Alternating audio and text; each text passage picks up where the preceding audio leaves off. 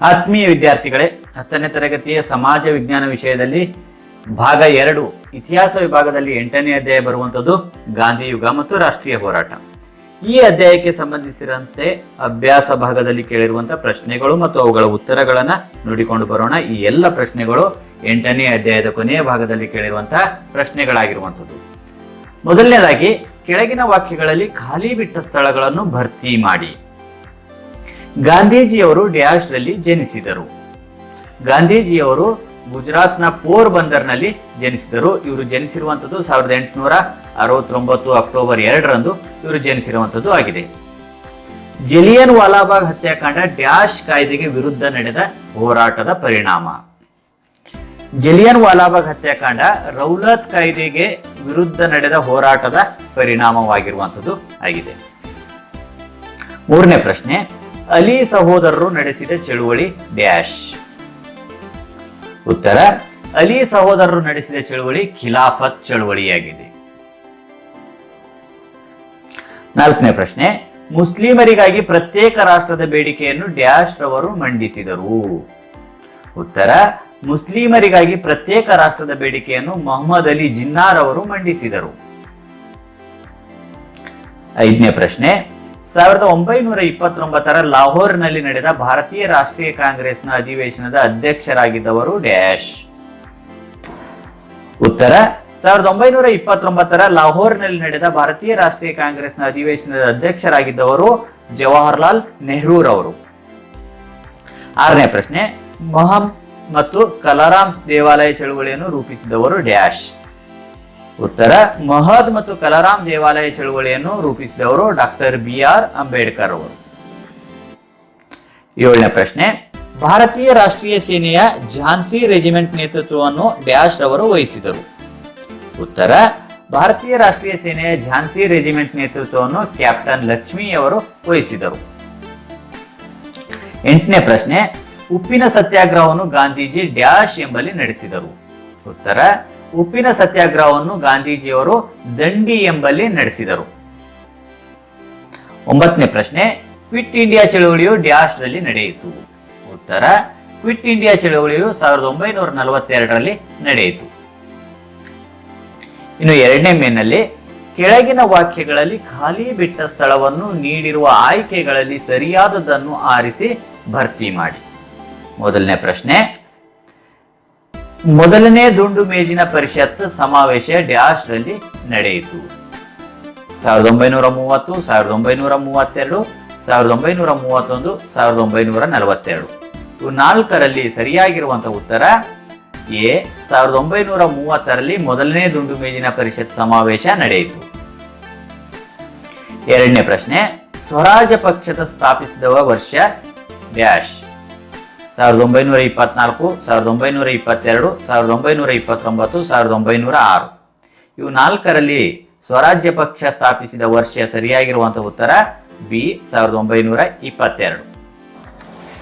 ಮೂರನೇ ಪ್ರಶ್ನೆ, ಭಾರತೀಯ ರಾಷ್ಟ್ರೀಯ ಕಾಂಗ್ರೆಸ್ನ ಹರಿಪುರ್ ಅಧಿವೇಶನದ ಅಧ್ಯಕ್ಷರಾಗಿದ್ದವರು dash. Sardar Vallabhbhai Patel, doctor BR Ambedkar, Lal Lajpat Rai, Subhash Chandra Bose. ಇವು ನಾಲ್ಕರಲ್ಲಿ ಸರಿಯಾಗಿರುವಂತಹ ಉತ್ತರ ಭಾರತೀಯ ರಾಷ್ಟ್ರೀಯ ಕಾಂಗ್ರೆಸ್ನ ಹರಿಪುರ್ ಅಧಿವೇಶನದ ಅಧ್ಯಕ್ಷರಾಗಿದ್ದವರು ಡಿ ಆಪ್ಷನ್ ಸುಭಾಷ್ ಚಂದ್ರ ಬೋಸ್. ನಾಲ್ಕನೇ ಪ್ರಶ್ನೆ, ಭಾರತದ ಉಕ್ಕಿನ ಮನುಷ್ಯ ಎಂದು ಖ್ಯಾತರಾಗಿದ್ದವರು ಡ್ಯಾಶ್. ಉತ್ತರ, ಭಗತ್ ಸಿಂಗ್, ಚಂದ್ರಶೇಖರ್ ಆಜಾದ್, ಅಬುಲ್ ಕಲಾಂ ಆಜಾದ್, ಸರ್ದಾರ್ ವಲ್ಲಭಭಾಯಿ ಪಟೇಲ್. ಸರಿಯಾಗಿರುವಂತಹ ಉತ್ತರ ಡಿ. ಸರ್ದಾರ್ ವಲ್ಲಭಭಾಯಿ ಪಟೇಲ್. ಇನ್ನು ಮೂರನೇ ಮೇನಲ್ಲಿ, ಕೆಳಗಿನ ಪ್ರಶ್ನೆಗಳಿಗೆ ಗುಂಪುಗಳಲ್ಲಿ ಚರ್ಚಿಸಿ ಉತ್ತರಿಸಿ. ಮೊದಲನೇ ಪ್ರಶ್ನೆ, ಗಾಂಧೀಜಿಯವರ ಹೋರಾಟದ ಅಂತಃಸತ್ವದ ಸಾಧನಗಳಾವುವು? ಉತ್ತರ, ಸತ್ಯಾಗ್ರಹ, ಅಹಿಂಸೆ, ಹಿಂದೂ ಮುಸ್ಲಿಂ ಏಕತೆ ಇವುಗಳು ಗಾಂಧೀಜಿಯವರ ಹೋರಾಟದ ಅಂತಃಸತ್ವದ ಸಾಧನಗಳಾಗಿದ್ದವು. ಎರಡನೇ ಪ್ರಶ್ನೆ, ಅಸಹಕಾರ ಚಳುವಳಿಯ ಕಾರ್ಯಕ್ರಮಗಳನ್ನು ಪಟ್ಟಿ ಮಾಡಿ. ಅಸಹಕಾರ ಚಳವಳಿಯ ಕಾರ್ಯಕ್ರಮಗಳು ಈ ರೀತಿಯಾಗಿವೆ: ಶಾಲಾ ಕಾಲೇಜುಗಳನ್ನು ಮತ್ತು ನ್ಯಾಯಾಲಯಗಳನ್ನು ಬಹಿಷ್ಕರಿಸುವುದು. ಎರಡನೇದು, 1919ರ ಕಾಯ್ದೆಯನ್ವಯ ಪ್ರಾಂತೀಯ ಶಾಸನ ಸಭೆಗಳಿಗೆ ನಡೆಯುವ ಚುನಾವಣೆಯನ್ನು ಬಹಿಷ್ಕರಿಸುವುದು. ಮೂರನೇದು, ಬ್ರಿಟಿಷರು ನೀಡಿರುವ ಗೌರವ ಪದವಿಗಳನ್ನು ಮತ್ತು ಸ್ಥಾನಗಳನ್ನು ವಾಪಸ್ಸು ಮಾಡುವುದು. ನಾಲ್ಕನೇದು, ಸ್ಥಳೀಯ ಸಭೆಗಳಿಗೆ ನಾಮನಿರ್ದೇಶನಗೊಂಡ ಸದಸ್ಯರು ರಾಜೀನಾಮೆ ನೀಡುವುದು. ಐದನೇದು, ಸರ್ಕಾರಿ ಕಾರ್ಯಕ್ರಮದಲ್ಲಿ ಭಾಗವಹಿಸದೆ ಬಹಿಷ್ಕರಿಸುವುದು. ಆರನೇದು, ವಿದೇಶಿ ವಸ್ತುಗಳನ್ನು ಬಹಿಷ್ಕರಿಸುವುದು. ಇವು ಅಸಹಕಾರ ಚಳುವಳಿಯಲ್ಲಿ ಹಾಕಿಕೊಂಡಿರುವಂತಹ ಕಾರ್ಯಕ್ರಮಗಳ ಪಟ್ಟಿ. ಮೂರನೇ ಪ್ರಶ್ನೆ, ಬಂಗಾಳ ವಿಭಜನೆಯನ್ನು ಹಿಂಪಡೆಯಲು ಕಾರಣಗಳೇನು? ಉತ್ತರ, ಬ್ರಿಟಿಷರ ಒಡೆದು ಆಳುವ ನೀತಿಯ ಪ್ರತೀಕವಾಗಿದ್ದ 1905ರ ಬಂಗಾಳದ ವಿಭಜನೆಯನ್ನು ಭಾರತೀಯ ರಾಷ್ಟ್ರೀಯ ಕಾಂಗ್ರೆಸ್ ವಿರೋಧಿಸಿತು.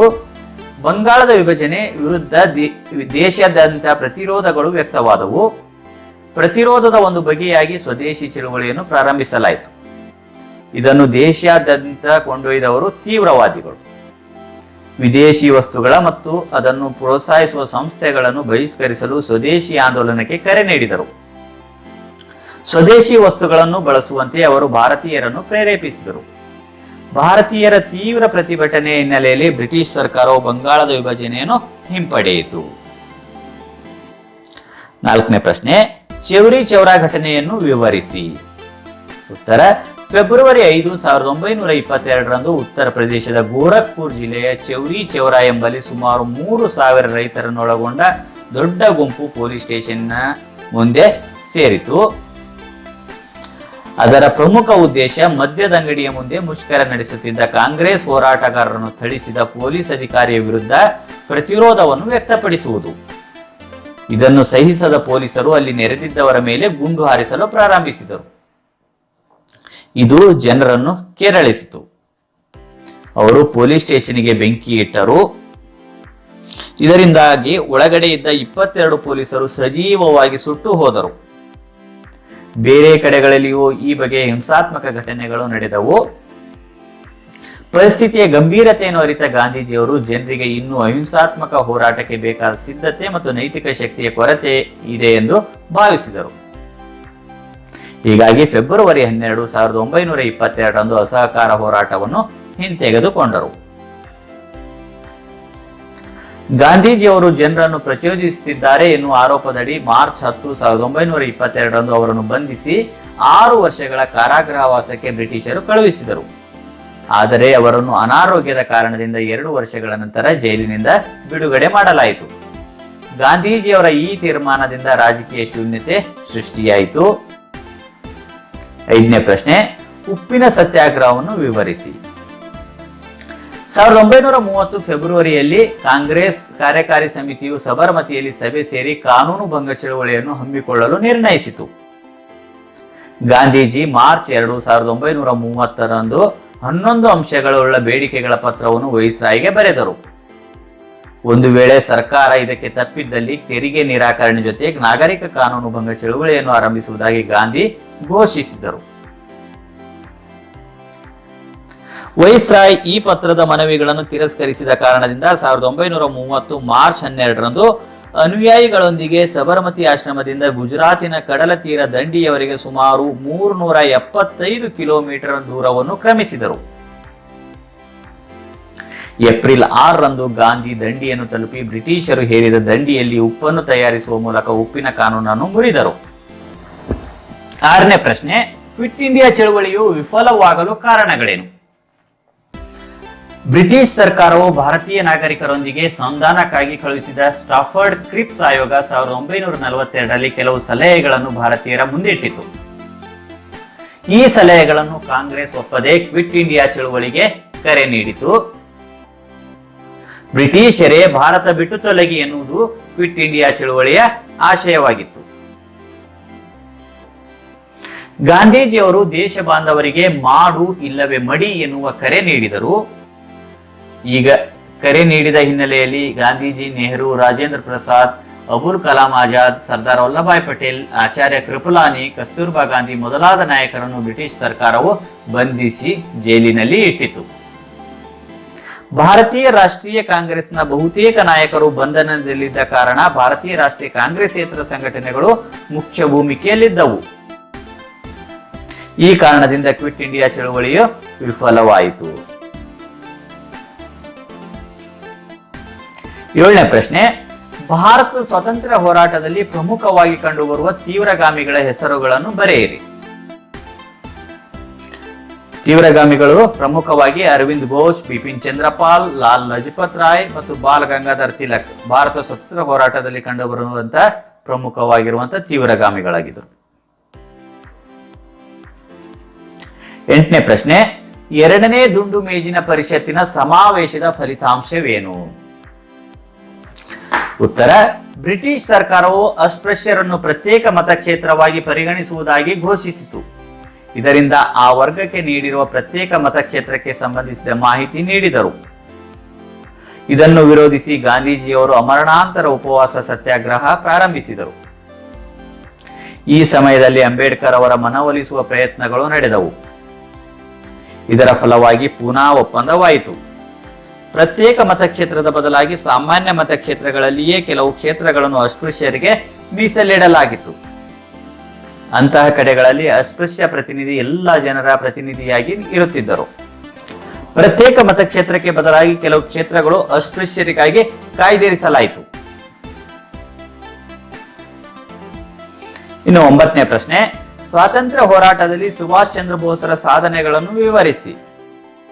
ಉತ್ತರ, ಭಾರತೀಯ ಸ್ವಾತಂತ್ರ್ಯ ಹೋರಾಟದಲ್ಲಿ ಸುಭಾಷ್ ಚಂದ್ರ ಬೋಸ್ರ ಪಾತ್ರ ಒಂದು ದಿಟ್ಟ ಮೈಲಿಗಲ್ಲು. ಭಾರತೀಯ ನಾಗರಿಕ ಸೇವಾ ಪರೀಕ್ಷೆಯಲ್ಲಿ 4ನೇ ರ್ಯಾಂಕ್ ಗಳಿಸಿದರೂ ದೇಶಾಭಿಮಾನದಿಂದ ಬ್ರಿಟಿಷ್ ಸರ್ಕಾರದ ಪ್ರತಿಷ್ಠಿತ ಹುದ್ದೆಯನ್ನು ತ್ಯಜಿಸಿ ಸ್ವಾತಂತ್ರ್ಯ ಚಳವಳಿಗೆ ಧುಮುಕಿದರು. ಗಾಂಧೀಜಿಯವರ ಸೌಮ್ಯ ಹೋರಾಟಕ್ಕೆ ಪರ್ಯಾಯವಾಗಿ ವಿದೇಶದಲ್ಲಿ ನೆಲೆಗೊಂಡ ಭಾರತೀಯರನ್ನು ಸಂಘಟಿಸಿ ಬ್ರಿಟಿಷರ ವಿರುದ್ಧ ಹೋರಾಡುವ ಪ್ರಯತ್ನದಲ್ಲಿದ್ದರು. ಇವರು ವಿವಿಧ ದೇಶದ ನಗರಗಳಾದ ವಿಯೆನ್ನಾ, ಬರ್ಲಿನ್, ರೋಮ್, ಇಸ್ತಾಂಬುಲ್ ಮುಂತಾದ ಕಡೆಗಳಲ್ಲಿ ಪ್ರವಾಸ ಬೆಳೆಸಿ ತಾಯ್ನಾಡಿಗೆ ತಮ್ಮ ಬೆಂಬಲವನ್ನು ನೀಡಲು ಪ್ರೇರೇಪಿಸಿದರು. ಕಾಂಗ್ರೆಸ್ನ ಚಟುವಟಿಕೆಗಳು ಮತ್ತು ಗಾಂಧೀಜಿಯವರ ಕಾರ್ಯವಿಧಾನದಿಂದ ಬೇಸರಗೊಂಡ ಕಾಂಗ್ರೆಸ್ನಿಂದ ಹೊರಬಂದು ಫಾರ್ವರ್ಡ್ ಬ್ಲಾಕ್ ಎಂಬ ಹೊಸ ಪಕ್ಷವನ್ನು ಕಟ್ಟಿದರು.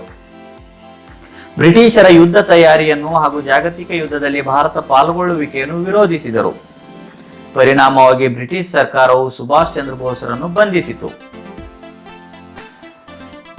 ಬ್ರಿಟಿಷ್ ವಿರೋಧಿ ಶಕ್ತಿಗಳು ಒಡಗೂಡಿ ಬ್ರಿಟಿಷರ ವಿರುದ್ಧ ಹೋರಾಡಲು ಬಯಸಿ ಗೃಹ ಬಂಧನದಿಂದ ತಪ್ಪಿಸಿಕೊಂಡು ಜರ್ಮನಿಗೆ ತೆರಳಿದಾಗ ಹಿಟ್ಲರ್ ಇವರಿಗೆ ಎಲ್ಲ ಸಹಾಯವನ್ನು ನೀಡುವ ಭರವಸೆಯನ್ನು ವ್ಯಕ್ತಪಡಿಸಿದರು. ಸುಭಾಷ್ ಚಂದ್ರ ಬೋಸ್ರು ಅಲ್ಲಿ ಭಾರತೀಯ ಯುದ್ಧ ಖೈದಿಗಳನ್ನು ಸಂಘಟಿಸಿದರು. ಆಜಾದ್ ಹಿಂದ್ ರೇಡಿಯೋ ಮೂಲಕ ತಮ್ಮ ಭಾಷಣಗಳನ್ನು ಭಾರತೀಯರಿಗೆ ಪ್ರಸಾರ ಮಾಡಿದರು.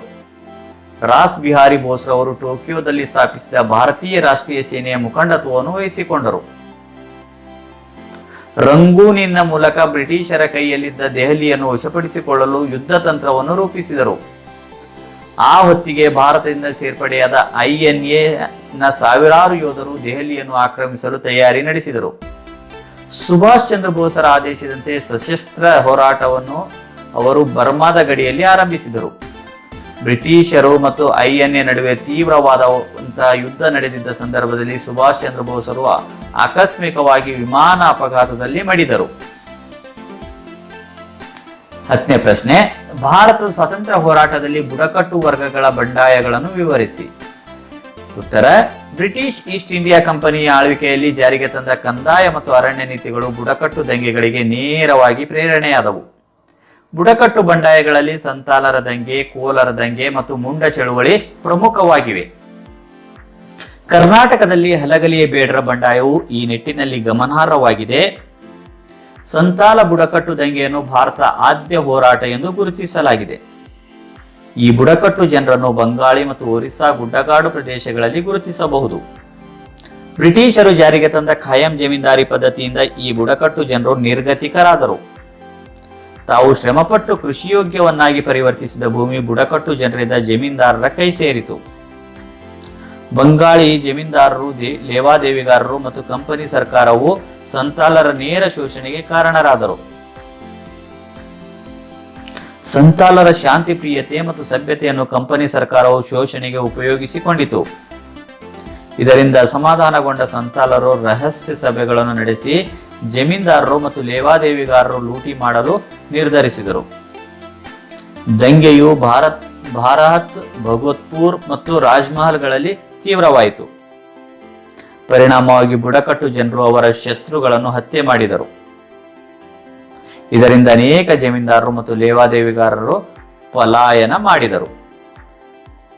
ಸಂತಾಲರ ದಂಗೆಯನ್ನು ಹತ್ತಿಕ್ಕಲು ಬ್ರಿಟಿಷರು ಸೈನ್ಯವನ್ನು ಬಳಸಿಕೊಂಡರು. ಸಂತಾಲರ ದಂಗೆಯ ಕೊನೆಗೊಂಡರೂ ಅದರ ಸ್ಫೂರ್ತಿಯು ಮುಂದಿನ ಅನೇಕ ಹೋರಾಟಗಳಿಗೆ ಪ್ರೇರಣೆಯಾಯಿತು. 11ನೇ ಪ್ರಶ್ನೆ, ನೆಹರೂರವರು ಪ್ರಧಾನಮಂತ್ರಿಯಾದ ನಂತರ ರಾಷ್ಟ್ರಕ್ಕೆ ನೀಡಿದ ಪ್ರಮುಖ ಕೊಡುಗೆಗಳನ್ನು ವಿವರಿಸಿ. ಉತ್ತರ, ಕೈಗಾರೀಕರಣ ಮತ್ತು ನವಭಾರತ ಶಿಲ್ಪಿಯಾಗಿ ಭಾರತ ಮೊದಲ ಪ್ರಧಾನಮಂತ್ರಿಯಾಗಿದ್ದವರು ನೆಹರೂರವರು. ಉಕ್ಕಿನ ಮನುಷ್ಯ ಎಂದು ಖ್ಯಾತಿಯಾಗಿದ್ದ ಭಾರತದ ಮೊದಲ ಗೃಹ ಮಂತ್ರಿಗಳಾಗಿದ್ದ ಸರ್ದಾರ್ ವಲ್ಲಭಾಯ್ ಪಟೇಲ್ ಅವರ ನೇತೃತ್ವದಲ್ಲಿ ಭಾರತದ ಅನೇಕ ದೇಶಿ ಸಂಸ್ಥಾನಗಳ ವಿಲೀನೀಕರಣಕ್ಕೆ ನೆಹರೂರವರು ಕಾರಣರಾದರು. ನಂತರ ಭಾಷಾವಾರು ಪ್ರಾಂತ್ಯಗಳ ರಚನೆಯ ಮೂಲಕ ಭಾರತಕ್ಕೆ ವಿವಿಧತೆಯನ್ನು ಒಪ್ಪುವ ತಾತ್ವಿಕ ತಳಹದಿಯನ್ನು ಹಾಕಿದರು. ಬಂಡವಾಳ ಹಾಗೂ ಸಮಾಜವಾದಿ ತತ್ವಗಳನ್ನು ಒಳಗೊಂಡ ಮಿಶ್ರ ಆರ್ಥಿಕ ನೀತಿಯು ನೆಹರು ಅವರ ಆಧುನಿಕ ಭಾರತದ ಅಭಿವೃದ್ಧಿಯ ಮೈಲಿಗಲ್ಲಾಯಿತು. ಬೃಹತ್ ಕೈಗಾರೀಕರಣದಿಂದ ದೇಶದ ಅಭಿವೃದ್ಧಿ ಸಾಧ್ಯ ಎಂದು ಅವರು ಬಲವಾಗಿ ನಂಬಿದ್ದರು. ಸ್ವಾತಂತ್ರ್ಯ ನಂತರ ಪಂಚವಾರ್ಷಿಕ ಯೋಜನೆಗಳ ಮೂಲಕ ದೇಶದ ಅಭಿವೃದ್ಧಿಯ ಕನಸನ್ನು ಕಂಡರು. ವಿಶೇಷವಾಗಿ ಪಂಚವಾರ್ಷಿಕ ಯೋಜನೆ ಮೂಲಕ ಮೂಲಭೂತ ಮತ್ತು ಬೃಹತ್ ಕೈಗಾರೀಕರಣಕ್ಕೆ ಚಾಲನೆಯನ್ನು ನೀಡಿದರು. ಭಾರತವು ಅಣುಶಕ್ತಿಯನ್ನು ಹೊಂದಬೇಕೆನ್ನುವ ಆಶಯದಿಂದ HG ಬಾಬಾ ಅವರ ನೇತೃತ್ವದಲ್ಲಿ ಭದ್ರ ತಳಹದಿಯನ್ನು ರೂಪಿಸಿದರು. ವಿದೇಶಾಂಗ ನೀತಿಗೆ ಸಂಬಂಧಿಸಿದಂತೆ ಭಾರತವು ಬಣಗಳ ಧ್ರುವೀಕರಣ ವ್ಯವಸ್ಥೆಯಿಂದ ವಿಮುಕ್ತಗೊಂಡು ಅಲಿಪ್ತ ನೀತಿಯನ್ನು ಪ್ರತಿಪಾದಿಸಿತು. ಪಂಚಶೀಲ ತತ್ವಗಳ ಆಧಾರದ ಮೇಲೆ ಶಕ್ತಿ ರಾಜಕಾರಣದಿಂದ ದೂರವೇ ಉಳಿದು ಶಾಂತಿ ಸಹಬಾಳ್ವೆ ಸೂತ್ರಗಳನ್ನು ಅನುಷ್ಠಾನಕ್ಕೆ ತರಲು ಕಾರಣರಾದರು. ಧನ್ಯವಾದಗಳು. ಈ ವಿಡಿಯೋ ಇಷ್ಟ ಆದಲ್ಲಿ ಲೈಕ್ ಮಾಡಿ ಹಾಗೂ ಇನ್ನಿತರ ನಿಮ್ಮ ಸ್ನೇಹಿತ ಮಿತ್ರರೊಂದಿಗೂ ಸಹ ಶೇರ್ ಮಾಡಿ.